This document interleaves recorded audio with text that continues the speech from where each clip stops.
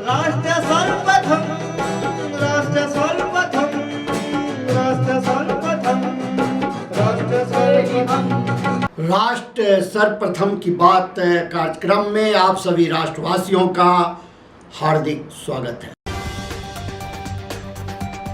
राष्ट्रपति द्रौपदी मुर्मू ने उत्तराखंड के समान नागरिक संहिता विधेयक पर हस्ताक्षर कर इसे कानून बना दिया। यह 1 महीने से अधिक समय के बाद आया जब विधेयक 7 फरवरी को उत्तराखंड विधानसभा द्वारा पारित किया गया था। सुप्रीम कोर्ट केंद्र सरकार को नए कानून के तहत चुनाव आयुक्तों की नियुक्ति से रोकने के लिए गैर लाभकारी एसोसिएशन ऑफ डेमोक्रेटिक रिफॉर्म्स की याचिका पर 15 मार्च को सुनवाई करने के लिए सहमत हो गया है। केंद्रीय मंत्रिमंडल ने 13 मार्च को 2 नए दिल्ली मेट्रो कॉरिडोर के विकास को मंजूरी दे दी। गलियारे लाजपत नगर को साकेत में जी ब्लॉक और इंद्रलोक को इंद्रप्रस्थ से जोड़ेंगे, जिनकी कुल लंबाई लगभग 20 किलोमीटर है। गैंगस्टर से नेता बने मुख्तार अंसारी को फर्जी हथियार लाइसेंस मामले में बुधवार को उम्र कैद की सजा सुना दी गई। आगामी लोकसभा चुनाव से पहले कांग्रेस को एक और बड़ा झटका देते हुए पार्टी के वरिष्ठ नेता पद्माकर वल्लवी बुधवार को महाराष्ट्र में भारतीय जनता पार्टी में शामिल हो गए। भोजपुरी गायक पवन सिंह ने भाजपा के आसनसोल उम्मीदवार के रूप में समर्थन वापस लेने के 1 सप्ताह बाद चुनाव लड़ने का ऐलान किया। एकनाथ शिंदे के नेतृत्व वाली महाराष्ट्र कैबिनेट ने अहमदनगर जिले का नाम बदलकर अहिल्यानगर करने का फैसला किया है। तेलंगाना के मुख्यमंत्री ए रेवंत रेड्डी ने कहा कि उनकी सरकार का लक्ष्य महिला स्वयं सहायता समूह के सदस्यों की मौजूदा संख्या को 63 लाख से बढ़ाकर 1 करोड़ करना और उन्हें करोड़पति बनाना है। हरियाणा की नायाब सरकार से नाराज अनिल विज लिस्ट में नाम होने के बावजूद भी मंत्री पद की शपथ नहीं ली। मुंबई के बोरीवली में एक निर्माणाधीन इमारत के मचान का एक हिस्सा गिर जाने से 3 श्रमिकों की मौत हो गई, जबकि एक गंभीर रूप से घायल हो गया। प्रधानमंत्री नरेंद्र मोदी ने आज वीडियो कॉन्फ्रेंसिंग के जरिए इंडियाज डेकेड चिप फॉर विकसित भारत कार्यक्रम को संबोधित किया और लगभग 1.25 लाख करोड़ रुपए की 3 सेमीकंडक्टर परियोजनाओं की आधारशिला रखी। इस अवसर पर अपने संबोधन में पीएम ने कहा कि आज का ये दिन ऐतिहासिक है। उन्होंने कहा कि आज सेमीकंडक्टर निर्माण से जुड़े करीब 1.25 लाख करोड़ रुपए के 3 बड़े प्रोजेक्ट का शिलान्यास हुआ है। गुजरात के धोलेरा और साड़न में सेमीकंडक्टर सुविधा हो, असम के मोरी गांव में सेमीकंडक्टर सुविधा हो, ये भारत को सेमीकंडक्टर निर्माण का एक बड़ा ग्लोबल हब बनाने में मदद करेगी। आज का ये दिन ऐतिहासिक है। आज हम इतिहास भी रच रहे हैं और उज्जवल भविष्य की तरफ एक बहुत बड़ा मजबूत कदम भी उठा रहे हैं। आज सेमीकंडक्टर मैन्युफैक्चरिंग से जुड़े करीब 1.25 लाख करोड़ रुपए के 3 बड़े प्रोजेक्ट का शिलान्यास हुआ है। गुजरात के धोलेरा और साणंद में सेमीकंडक्टर फैसिलिटी हो, असम के मोरी गांव में सेमीकंडक्टर फैसिलिटी हो, ये भारत को सेमीकंडक्टर मैन्युफैक्चरिंग का एक बड़ा ग्लोबल हब बनाने में मदद करेगी। मैं सभी देशवासियों को इस महत्वपूर्ण पहल के लिए, एक महत्वपूर्ण शुरुआत के लिए, एक मजबूत कदम के लिए इस आयोजन को लेकर के बहुत बहुत बधाई देता हूं। आज इस कार्यक्रम में ताइवान के हमारे साथी भी वर्चुअल रूप से शामिल हुए हैं। मैं भी भारत के इन प्रयासों से काफी उत्साहित हूं।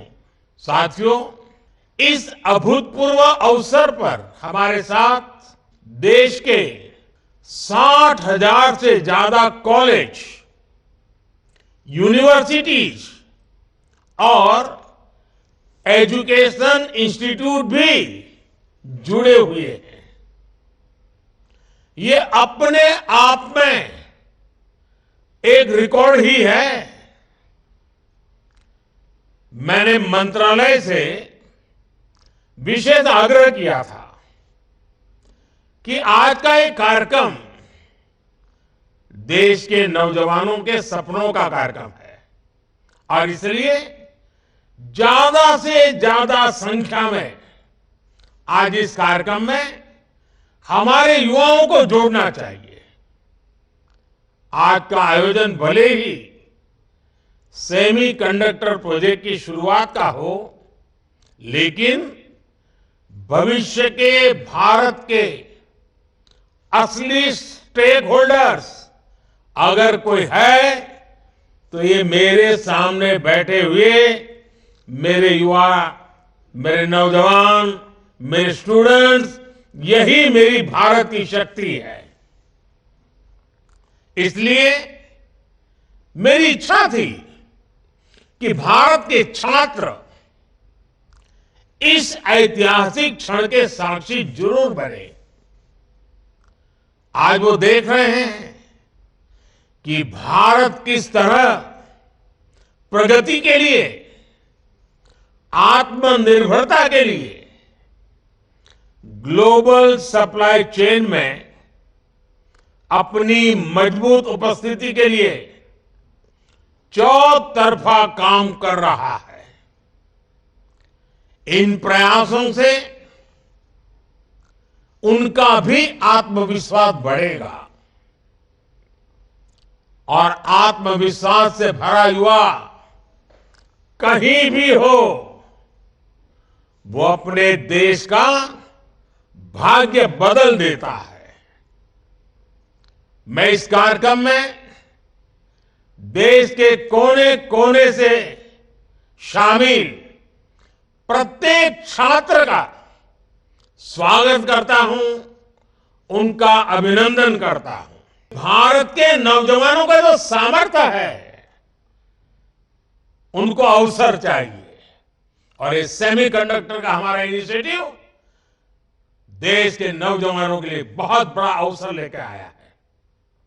साथियों, एक बार फिर मैं आप सभी को बहुत बहुत शुभकामनाएं देता हूं और मैं हेमंता जी की इस बात से बहुत सहमत हूं कि नॉर्थ ईस्ट में कभी किसी ने सोचा नहीं था कि इतने बड़े इनिशिएटिव लिए जा सकते हैं। हमने ये तय किया है और मैं तो मानता हूं साउथ ईस्ट एशिया से के साथ हमारा जो जुड़ाव बढ़ रहा है, तो मेरा north east south east Asia के साथ जुड़ने का सबसे बड़ा ताकतवर क्षेत्र बनने वाला है। मैं साफ साफ इसको देख रहा हूं और मैं इसकी शुरुआत देख रहा हूं। तो मैं आसाम के लोगों को, नॉर्थ ईस्ट के लोगों को आज सबसे ज्यादा शुभकामनाएं देता हूं, सबसे ज्यादा बधाई देता हूं। उन्नाव में लगभग 241 करोड़ की 103 विकास परियोजनाओं का लोकार्पण व शिलान्यास कार्यक्रम आयोजित किया गया। इस अवसर पर उत्तर प्रदेश के मुख्यमंत्री योगी आदित्यनाथ ने कार्यक्रम में प्रतिभाग किया। इस दौरान कार्यक्रम को संबोधित करते हुए सीएम ने कहा कि आत्मनिर्भरता के लक्ष्य को प्राप्त करने के लिए हमारी सरकार निरंतर प्रयास कर रही है। उन्होंने कहा कि आज विकसित भारत के विकसित उत्तर प्रदेश के लिए करोड़ों रुपए की विकास परियोजनाओं का लोकार्पण किया गया है। साथ ही उन्होंने उत्तर प्रदेश में किए गए विकास कार्यों की भी चर्चा की। भारत माता के अमर सपूत महान स्वतंत्रता संग्राम सेनानी की आज इस भव्य स्मारक और मूर्ति स्थापना के कार्यक्रम को यहां पर संपन्न किया है।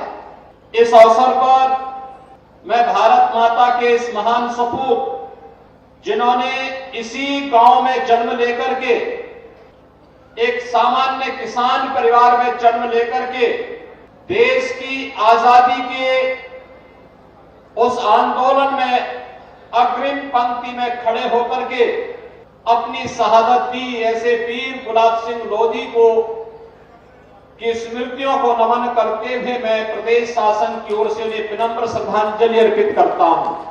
ऐसे ही अनगिनत वीर योद्धाओं ने अपने आप को बलिदान किया, तब देश आजाद हुआ।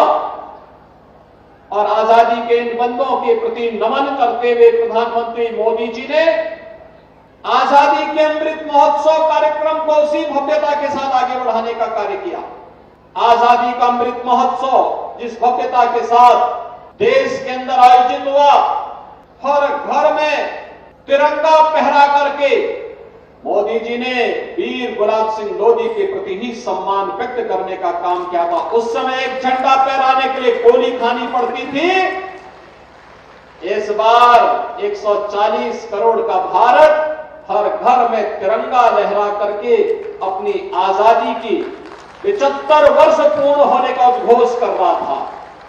और इसीलिए प्रधानमंत्री मोदी जी ने आजादी के अमृत महोत्सव वर्ष के अवसर पर आजादी के 25 वर्ष के आगामी कार्य योजना को देशवासियों के सामने रखा।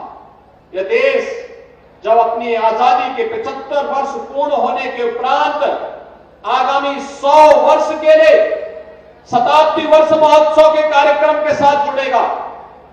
कैसा भारत हमें चाहिए? कैसा भारत चाहिए? विकसित भारत, यानी हम सबका संकल्प विकसित भारत। उस विकसित भारत को बनाने के लिए हमें क्या करना है? हर नागरिक के लिए पंच प्रण की बात प्रधानमंत्री मोदी जी ने की।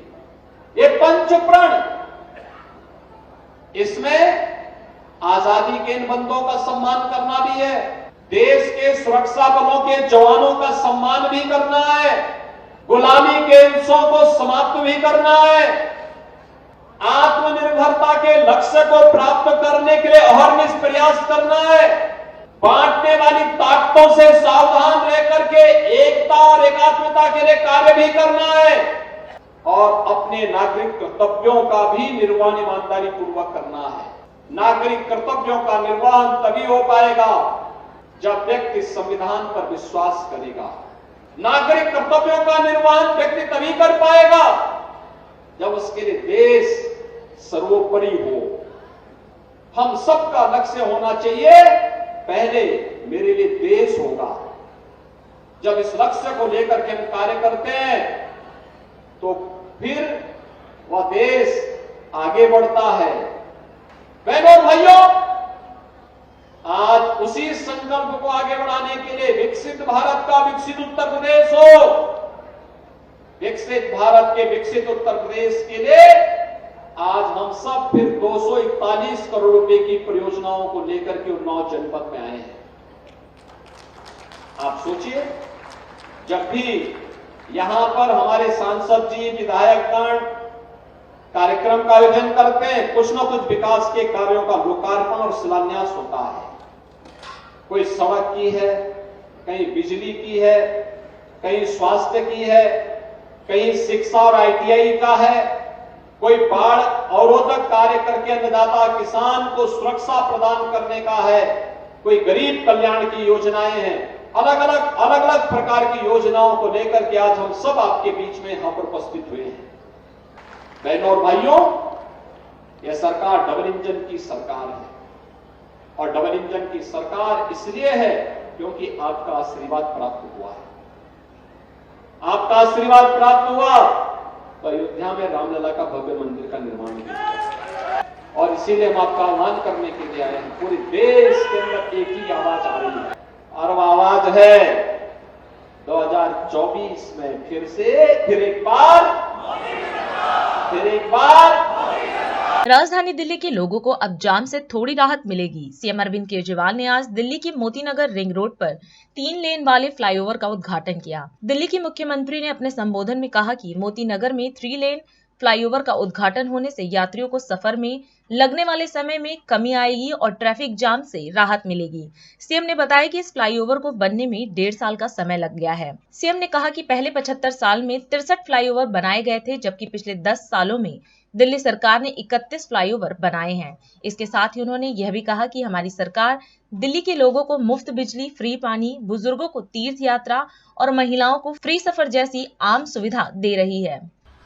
सबसे पहले तो मोती नगर के इस फ्लाईओवर के लिए 3 लेन फ्लाईओवर है, इसके लिए आप दिल्ली वासियों को बहुत बहुत बधाई देना चाहता हूं। आधा किलोमीटर का सफर तय करने में आधा घंटा लगा करता था, अब ये रास्ता 3 मिनट के अंदर पूरा हो जाया करेगा ये फ्लाईओवर बनने से। तो मैं आप सब लोगों को बहुत बहुत बधाई देना चाहता हूं। ये इस प्रोजेक्ट का एक छोटा हिस्सा है, मोती नगर फ्लाईओवर जो बना है।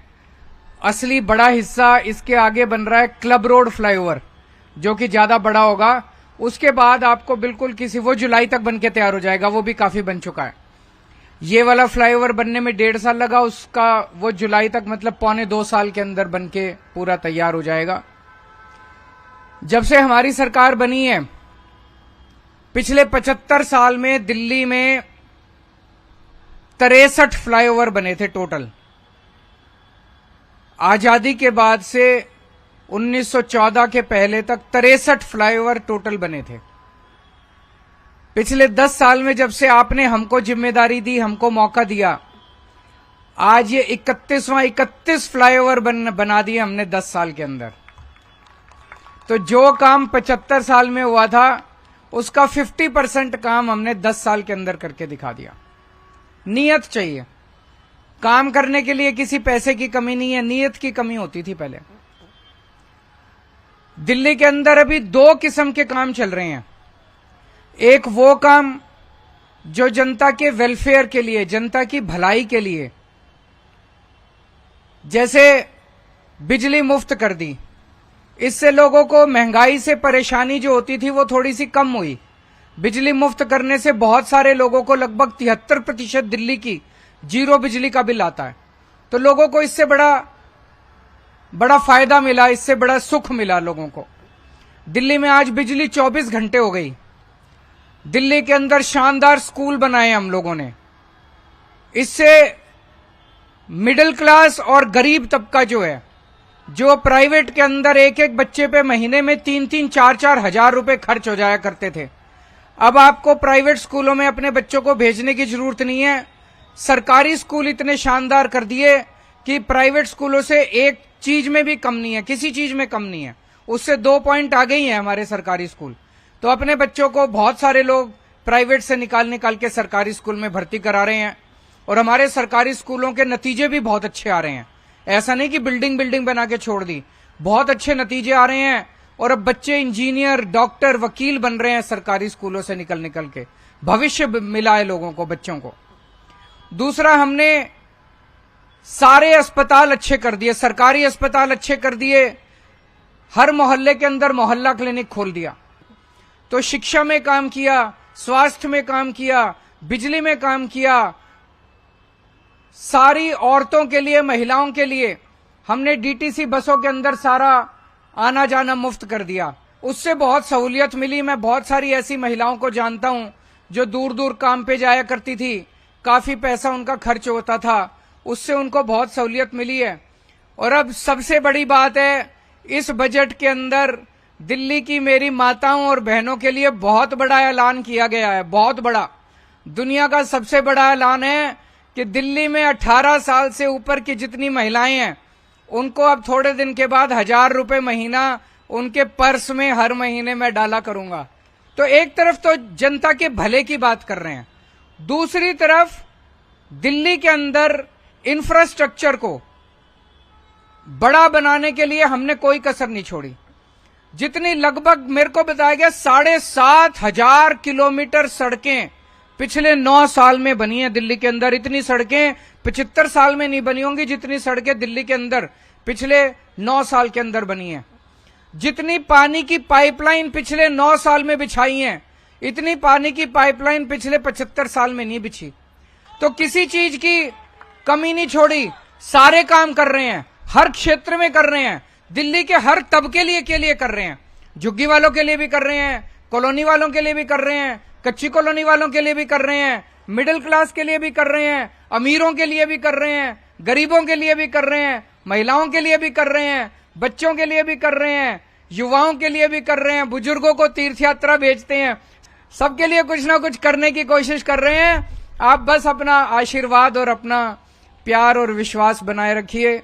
यही मेरे को चाहिए, मेरे को और कुछ नहीं चाहिए। आप लोगों का प्यार चाहिए, आपका विश्वास चाहिए। बहुत बहुत शुक्रिया। अभी समय है एक ब्रेक का, हम चलते हैं ब्रेक पर। आप कहीं जाए नहीं, छोटा सा break. Powered by Kamal Buildtech Private Limited, fulfilling promises. With our professional team and experience of delivering projects, in past we guarantee you peace of mind and top quality work in an affordable price. और अधिक खबरों के लिए आप हमारे YouTube channel दैनिक India दर्पण को अभी सब्सक्राइब करें और नोटिफिकेशन के लिए बेल आइकन को प्रेस करना ना भूलें। राष्ट्र सर्वप्रथम की बात कार्यक्रम में ब्रेक के बाद एक बार फिर आप सभी राष्ट्रवासियों का स्वागत है। छत्तीसगढ़ के कोंडागांव जिला मुख्यालय स्थित स्टेडियम ग्राउंड में जंगल जतरा 2024 का भव्य आयोजन किया गया। इस अवसर पर करीब 1 लाख वनवासी जंगल जतरा कार्यक्रम में शामिल हुए। कार्यक्रम में छत्तीसगढ़ के मुख्यमंत्री विष्णुदेव साय भी मौजूद रहे। इस दौरान उन्होंने कोंडागांव जिले के 9 गाँव का खसरा वितरित किया। साथ ही वन समितियों को लाभांश राशि और बीमा राशि का वितरण भी किया। सीएम साय ने कार्यक्रम को संबोधित किया और कहा कि छत्तीसगढ़ सरकार सभी लोगों की समस्या का निदान करने के लिए प्रतिबद्ध है। आज कोंडागांव की पावन धरती में आयोजित लघु वनोपज संग्राहकों एवं वन प्रबंधन समिति सदस्यों के महासम्मेलन जंगल जतरा 2024 के इस महोत्सव में उपस्थित सभी सज्जनवृंद, मातृशक्ति माताएं बहनें, युवा साथियों, भाइयों और बहनों और प्रेस के मित्रों, आज छत्तीसगढ़ में भारतीय जनता पार्टी की सरकार को 3 महीना पूरा हुआ है। तो इस अवसर पर मैं आप सभी लोगों को बहुत बहुत बधाई देता हूं, शुभकामनाएं देता हूं। हमारे देश के यशस्वी प्रधानमंत्री श्री नरेंद्र मोदी जी की गारंटी पर आप सब लोगों ने विश्वास किया, छत्तीसगढ़ की जनता ने विश्वास किया और ऐतिहासिक विजय विधानसभा के चुनाव में आप सब लोगों ने दिलाया। 54 सीट और 40% से ज्यादा वोट देकर भारतीय जनता पार्टी को जिताया। इसके लिए आप सब लोग बहुत बहुत धन्यवाद के पात्र हैं। आपके बस्तर संभाग में भी 12 में से 8 विधानसभा भारतीय जनता पार्टी को जिता के दिए, इसके लिए भी बहुत बहुत बधाई। और हम लोग मोदी की गारंटी को पूरा करने में लग गए हैं। आप सबको मालूम होगा कि ये 3 महीना के 90 दिन में ही हम लोग कई बड़े बड़े काम को पूरा कर चुके हैं। और आज तो हम लोग विशेषकर वनवासी क्षेत्र में जो तेंदुपत्ता जिसको हरा सोना बोलते हैं और विशेषकर ये बस्तर संभाग और सरगुजा संभाग में ये तेंदुपत्ता की तोड़ाई होती है। ऐसे 12.5 लाख जो तेंदुपत्ता के संग्राहक हैं उनको बधाई देने आए, उनको शुभकामनाएं देने आए हैं कि अब हमारी सरकार 5,500 रुपया प्रति मानक बोरा के हिसाब से तेंदुपत्ता की खरीदी करेगी। हमारे वन मंत्री केदार कश्यप बता रहे थे कि चरण पादुका योजना जो डॉक्टर रमन सिंह की सरकार के समय में लागू किए थे वो फिर से लागू करेंगे। चरण पादुका योजना, बीमा योजना, स्कॉलरशिप की योजना, जो पुरानी व्यवस्था थी हमारी भारतीय जनता पार्टी के सरकार के समय, वो सब तेंदुपत्ता संग्रह के लिए लागू करेंगे। और विशेषकर आज ऐसे हमारे संग्राहक बंधुओं को आज बधाई देने आए थे कि बीजापुर और सुकमा जिले के लगभग 51,000 तेंदुपत्ता संग्राहक हैं जिनका बैंक का खाता नहीं है, बैंक में अकाउंट नहीं है और उनका 2 साल का 21 और 22 का लगभग 27 करोड़ रुपया बोनस का बाकी है, लेकिन उनका बैंक का खाता नहीं है, इसलिए उनके अकाउंट में डालना संभव नहीं हो रहा है। मैं ये आश्वस्त करना चाहूंगा कि इनको जो बोनस की राशि है इनको नगद वितरण करने का काम सरकार की तरफ से होगा। और इमली के विषय में बात कर रहे थे हमारे वन मंत्री जी, आपके बस्तर क्षेत्र में इमली भारी तादाद में होता है और निश्चित रूप से हमारी सरकार जो बस्तर और सरगुजा संभाग है इस पर विशेष फोकस किया हुआ है। दोनों संभाग का चहुमुखी विकास हो, इसलिए ये इमली का भी कैसे वैल्यू एडिशन हो इस पर सरकार ध्यान देने वाली है। और आज वनाधिकार पट्टा मुझे जानकारी मिली है इसका भी वितरण है।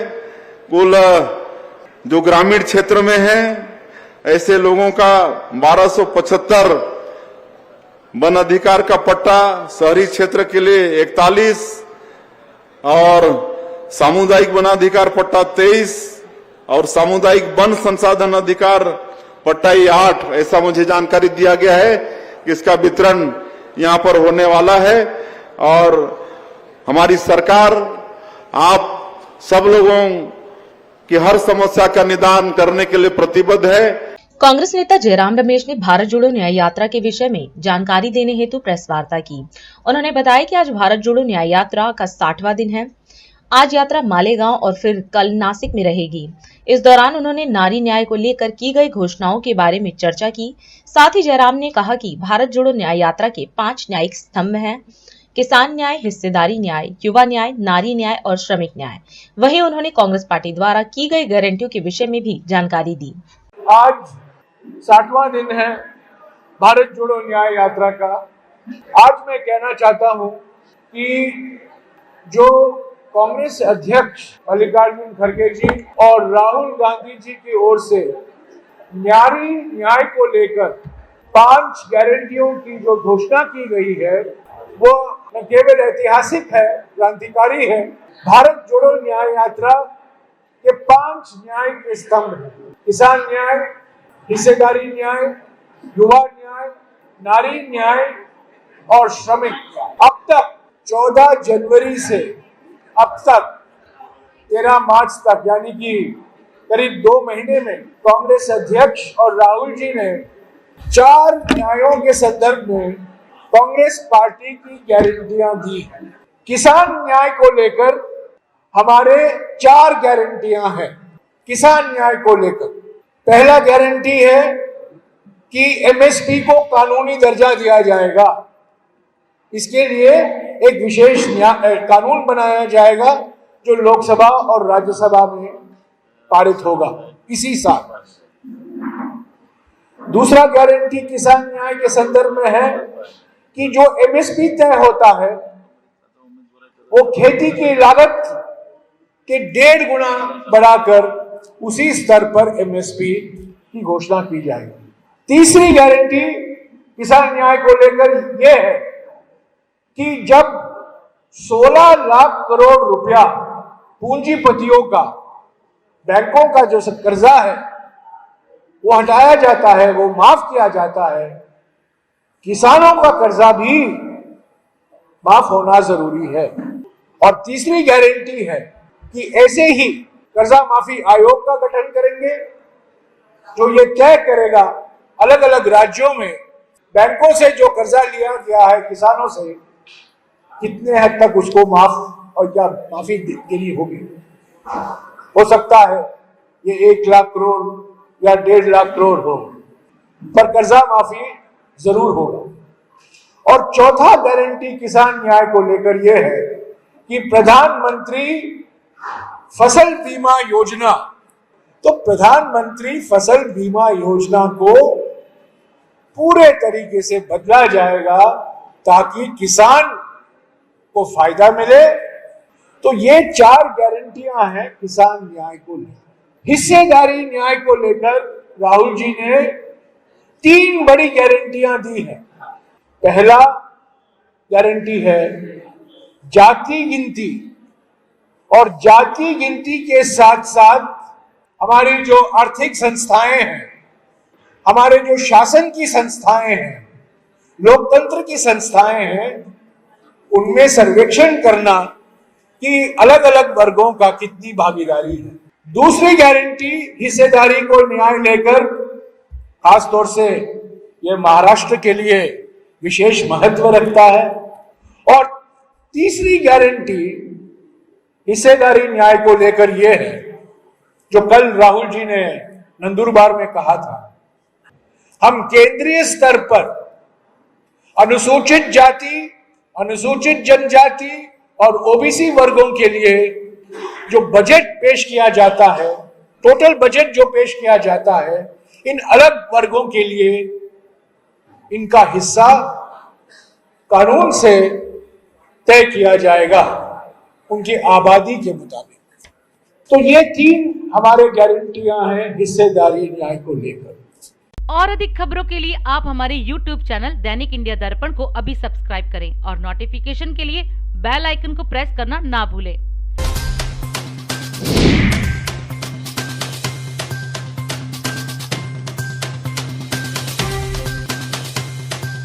आज हम इस कार्यक्रम में आपसे विदा लेते हैं। आप अन्य खबरों के लिए बने रहे।